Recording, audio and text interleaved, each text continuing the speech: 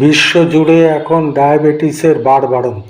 ভারতও তার ব্যতিক্রম নয়। দীর্ঘদিন ধরে ডায়াবেটিস নিয়ন্ত্রণে না রাখলে নানা জটিল রোগের ঝুঁকি বাড়তে থাকে। তাই ব্লাড সুগার নিয়ন্ত্রণে রাখা জরুরি।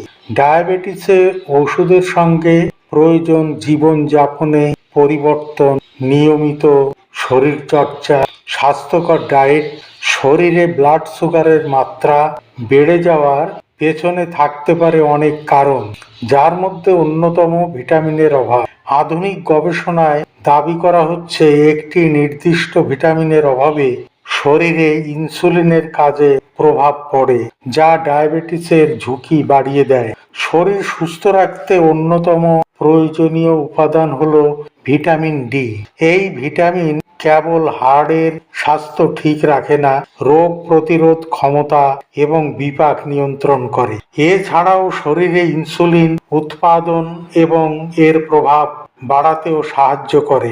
শরীরে ভিটামিন ডি এর অভাব হলে ইনসুলিন ঠিকমতো কাজ করে না এবং রক্তে শর্করার মাত্রা বাড়তে শুরু করে, যার কারণে ডায়াবেটিসের ঝুঁকি বেড়ে যায়। ভিটামিন ডি এর সঙ্গে ডায়াবেটিসের একটি যোগসূত্র অনেক দিন আগে খুঁজে পেয়েছেন গবেষকরা। ভিটামিন ডি এর সমৃদ্ধ উৎস হলো সূর্যালো। তাছাড়া রয়েছে কিছু খাবার, যেমন বাঁধাকপি, দুধ, মাখন, পনির, ডিম, কড, হাঙর, মাছের যকৃৎ নিঃসৃত তেল। Vitamin D steroid vitamin. এই ভিটামিনের সাইড এফেক্ট আছে, অর্থাৎ অতিরিক্ত ভিটামিন শরীরে ক্ষতি করে, উপকারের বদলে অপকার করে।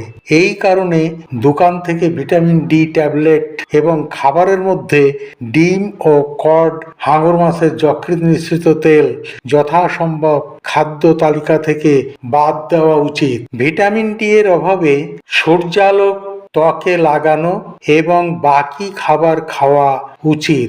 আজ এই পর্যন্ত। ভিডিও ভালো লাগলে সাবস্ক্রাইব ও লাইক শেয়ার করুন। ভালো থাকুন, সুস্থ থাকুন।